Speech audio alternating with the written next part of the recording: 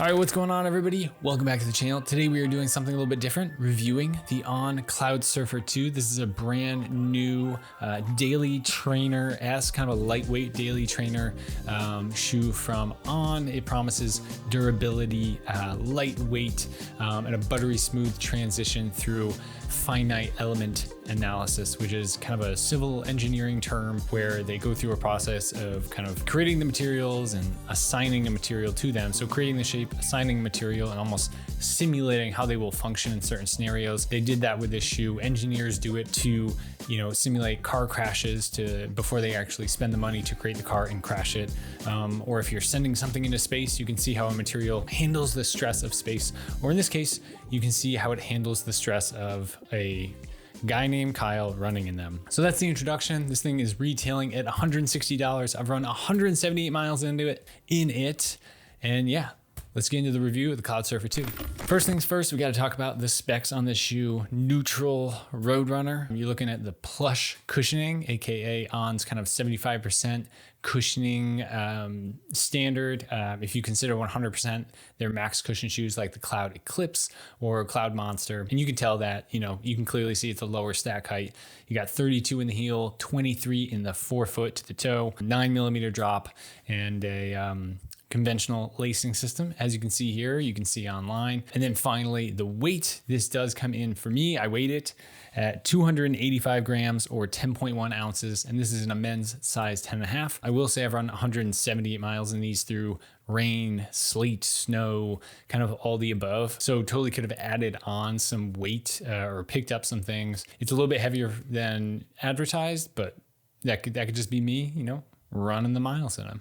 Moving on to the build for the Cloudsurfer 2, you've got a dual layered mesh upper, really comfortable. I'd say kind of a traditional for like a daily trainer. Extra cushion in the heel, very stiff kind of heel. I really like that. I get locked in real nice. Reconstructed tongue. It's a little bit thinner than the first version from what I have gathered. Didn't run in the first ones. Moving down from there, Helion SuperFoam midsole. It's a really nice midsole. It's sturdy, it's durable. It's not super duper cushiony. It's definitely a material that kind of holds up really nice. And then you get a little bit of kind of cushioning, I'd say, action from the Cloud Tech phase in the cutouts, which is redesigned, a little refined in this shoe, according to the website. Outer tread, a computer optimized outer tread.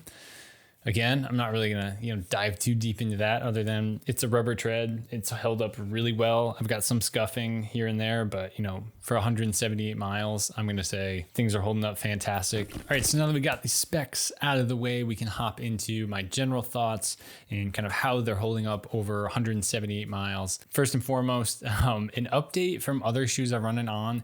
The laces are a little bit thicker than like the Cloud Eclipse, and I love these kind of rubber covered lacelets maybe. They hold the lace in just tight enough so that when you're lacing up and pulling them tight, it doesn't like come loose immediately. That's kind of how the Cloud Eclipse works. I mean, I really like the Cloud Eclipse. I'm gonna run hundreds more miles in them, but I really, really like how this kind of holds the laces just enough so that you can get a really nice tie down and just like lock down in the kind of midfoot without trying to be like really quick with it to get like your first knot in, so that you can kind of keep, the perfect tightness that you've gotten to. So that's a really weird thing, but I absolutely love that update. The super cushion heel, again, I'm kind of comparing this to the Cloud Eclipse, which is definitely a little bit thinner, minimal in the heel. I really like this, and that kind of contributes to the overall fit. I think that extra cushion heel and the general kind of narrowness of this shoe, and that's probably a key takeaway for anyone looking at this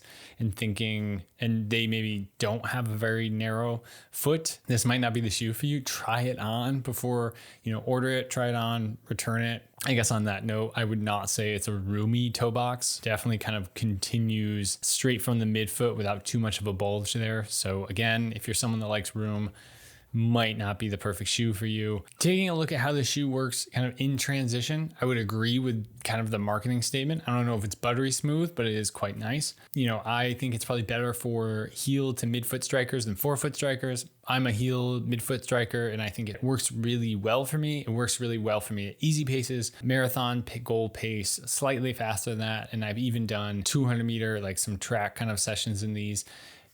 I wouldn't recommend them for that, but like they totally work. So it's pretty cool to have a shoe that is light enough, right in that middle ground of stack height where I think you can take it on speed workouts and they feel fine and fun moving quick, but they can also kind of cushion you for longer runs. Which kind of leads to one more point on longer runs. I have gone up to 18 miles in these. Similarly to speed work, would I recommend this for 18 plus miles? Not really. If you have a shoe like the On Cloud Eclipse, I would definitely recommend that for your longer runs, and then save, your Cloudsurfer 2 for all those weekday kind of easy miles that you want to throw a quick interval into here or there. That sweet spot of anywhere from 5 to maybe 11 to 13 miles. I'd say final little bits about my thoughts on it. You got to mention traction in the outsole. It's good. I'd call it above average. Nothing to write home about. It does a really good job. I think for me, outsoles are kind of one of those things where if it's really good, it's almost something that goes unnoticed until it's bad, until you're slipping. It is winter here in New York. I have run in snow, slush, sleet, slippery pavement, complete ice. And obviously if it's complete ice, it's slippery with any pair of shoes. But yeah, and I'll throw in durability for the outsole and in general for the whole shoe. 178 miles in New York winter. And I think they look pretty good. They still feel great. I'm definitely going to go probably like 400 or 500 miles at least until I have get another pair of shoes. Really like them. Honestly, they're kind of my throw. I would bring this for a weekend trip, do all my running and kind of a thing. I think they're just really that comfortable and they hold up in all kinds of conditions. For $160, you really are getting your bang for your buck shoe right here, and it's gonna kind of go the distance. I think that's kind of the whole thing with On. It's not the cushiest, the super duper cushiest, bounciest shoe, but it is really built to have a good time, to be fun. They're fun to run in. This one fits really great for me. And yeah, it's gonna go, 600-700 miles if you really want it to. And that kind of wraps everything up. One note I did want to say is I think if you want all the kind of details on and more of the technology, check out Kafuzi's review. It's 20 plus minutes and he gets into all the nitty gritty. And it's a good place to get a little bit more information than that. I've run a lot of miles in them, so I think there's some value in that. Hopefully you thought so too. Yeah, go ahead, maybe like the video if you want. Let me know if you're running these in the comments, and I'll see you in the next video. Peace, guys. Yeah.